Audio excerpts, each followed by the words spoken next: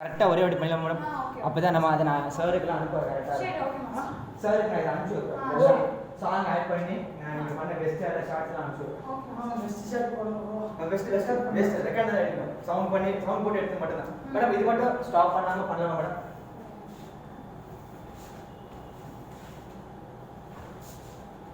இல்லை உங்களுக்கு ஜம்பில் வரல அப்படியே ஸ்கேட்டில் போயிடணும். ரைட் வச்சு லெஃப்ட் இல்லைங்க மேடம். இப்போ லெஃப்ட் வச்சு ரைட் இல்லைங்க மேடம். இப்போ ரைட் வச்சு லெஃப்ட் இல்லைங்க மேடம். சரி ஓகே.